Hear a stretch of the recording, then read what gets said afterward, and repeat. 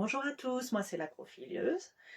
Pour ceux qui ne me connaissent pas, je suis créatrice de motifs de broderie et aujourd'hui je souhaite vous expliquer la technique du patch entièrement brodé. Donc il va ressembler à ceci. Voilà, celui-ci vous pouvez le retrouver sur ma boutique en ligne dont je vous mettrai le lien en commentaire. On est parti, on commence. Première étape. Alors voilà, on se retrouve ici avec tous les articles dont vous aurez besoin pour créer votre patch. Un ciseau classique, de la colle. Moi j'utilise de la colle temporaire. Elle est bleue, mais elle s'efface une fois qu'elle sèche. Une feuille de stabilisateur hydrosoluble. Voilà, je ne sais pas si vous voyez bien. Hop. Nous aurons aussi besoin de 2 feuilles de stabilisateur déchirables. Des feuilles pour patch qui se collent derrière le patch pour qu'ensuite vous puissiez coller au fer à repasser vos patchs sur vos vêtements, vos créations, etc. Et bien sûr, le fer à repasser. Voilà. Donc on y va, on va créer ce fameux patch. Bien, alors voilà, nous avons sorti notre cadre, sachant que c'est un patch qui fait 5 cm par 5 cm. Nous allons utiliser notre cadre 10 par 10. Donc je prends mon stabilisateur déchirable. Je regarde la dimension de mon cadre et je vais découper 2 feuilles, plus larges que le cadre. On découpe une.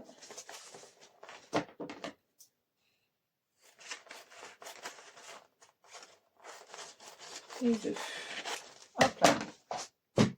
Une fois que j'ai ces 2 feuilles-là, nous allons les coller ensemble. Pas besoin de coller toute la feuille, hein. Il suffit de coller parce que notre patch va être situé au centre. Donc on va essayer de faire quelque chose, hop, un peu comme ça. Voilà, ça fait plus que 5 par 5 cm. Hop. Et on vient positionner l'autre feuille par-dessus. Voilà. Bon, c'est bleu, c'est normal, comme je vous disais. Ma colle est bleue, mais au séchage, elle devient transparente. Hop. Voilà. Après, si votre stabilisateur déchirable est thermocollant, comme le mien, j'aurais pu utiliser mon fer à repasser, vous pouvez les coller au fer à repasser ensemble. Alors, je vous montre vraiment la méthode si jamais votre papier n'est pas thermocollant. Hop là, voilà. Donc ensuite, on prend notre cadre, on vient le positionner, hop. L'autre partie, je vérifie qu'il est quand même assez ouvert. Voilà. Et on cercle. Hop là. On serre la vis le plus qu'on peut à la main. Voilà. On vient légèrement retirer sur le stabilisateur en tenant notre cerceau pour pas qu'il remonte. Voilà, au moins on est sûr que c'est bien stabilisé et on entend bien le petit tambour. Je prends mon tournevis et je viens continuer de serrer l'ensemble.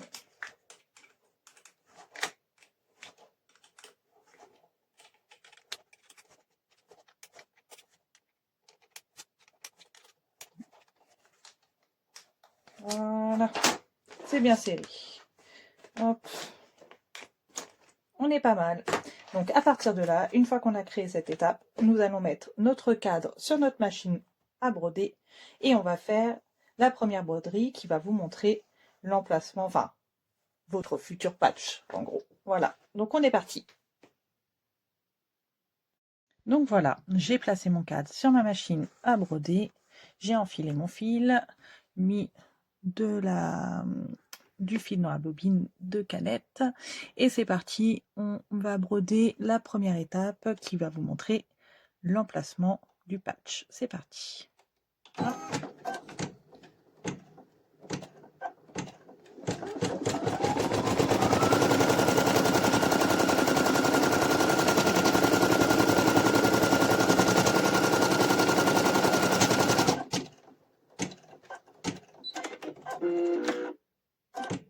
Voilà, première étape terminée.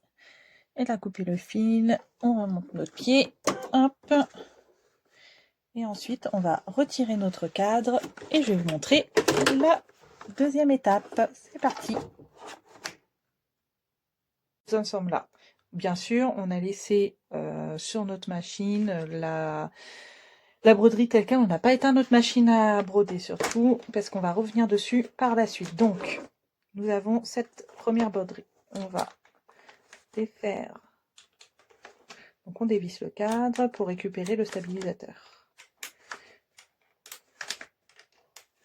Hop.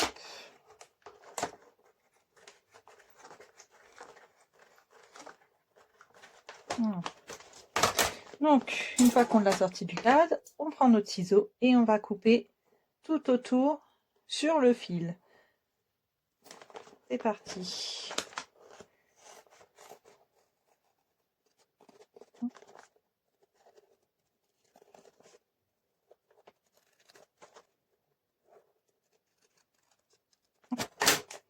Voilà. Donc ça va faire partie de notre patch. Celui-ci, on n'en a plus besoin, on le met de côté. Voilà. Donc, nous prenons par la suite du stabilisateur hydrosoluble. Hop. Une seule feuille, donc pareil, on découpe plus large que notre cadre pour pouvoir le bloquer. Hop. On reprend notre cercle. Voilà. On vient serrer.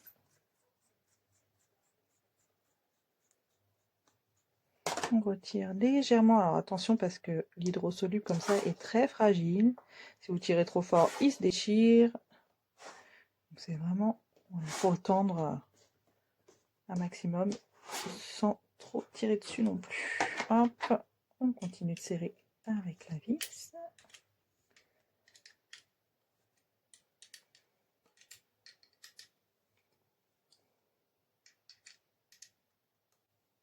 Voilà. C'est pas mal. Hop. Donc, on retourne sur notre machine et elle va vous montrer où on va devoir coller ce petit carré. On y va. Nous sommes revenus sur notre machine. Donc, vous voyez, je suis bien à l'étape numéro 2. Je n'ai pas touché à ma machine pendant que j'allais découper le stabilisateur déchirable. Donc, hop, on se repositionne là. Et on continue notre broderie. Donc, on est parti. On baisse le pied presseur. Et on fait notre deuxième étape. Qui sera exactement la même que la première. Puisque c'est le même carré.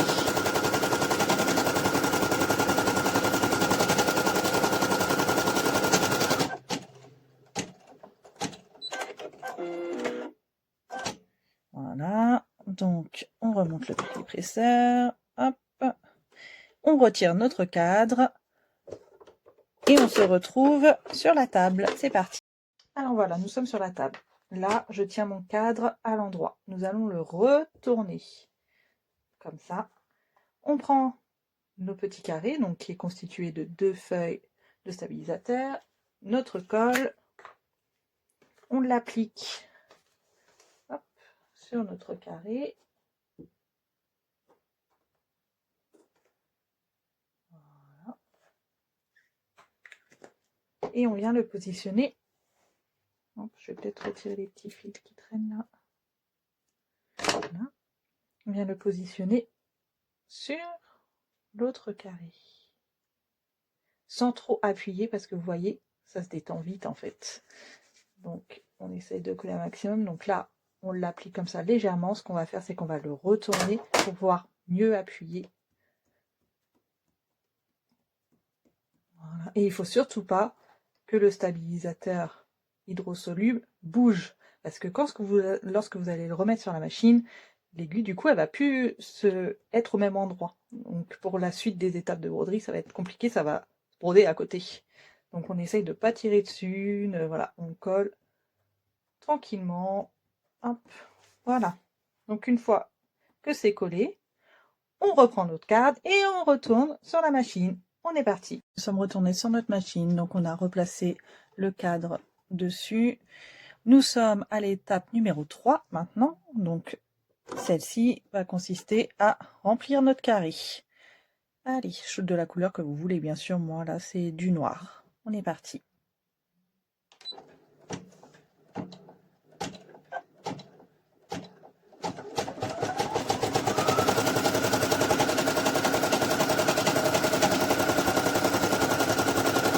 Là on voit bien lorsqu'il refait le tour qu'on est bien placé, tout est bien à la bonne place. On n'a pas tiré sur notre stabilisateur hydrosoluble, ce qui fait que elle a bien appliqué au bon endroit.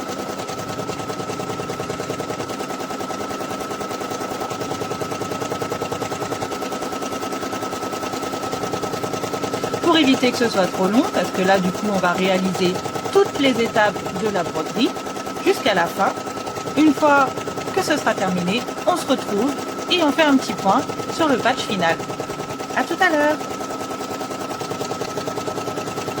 Voilà, notre patch est terminé. Donc ça donne ceci, plutôt pas mal. Donc, on va le retirer du cadre. Alors tout à l'heure, je vous ai dit une feuille de stabilisateur hydrosoluble, mais si vous voulez en mettre 2 pour que ce soit plus solide, vous pouvez. Hein. Ça, c'est pas un souci. Moi, j'en ai mis une parce que voilà, je vous montre comment on le réalise, mais vous pouvez en mettre 2 sans problème. Et je dirais même peut-être que c'est mieux. Donc, on prend notre ciseau et on vient couper. Oh, pardon, c'est pas le bon ciseau. On prend notre ciseau, on vient découper tout autour du patch. Hop, le plus proche possible, sans couper la broderie. Faites bien attention.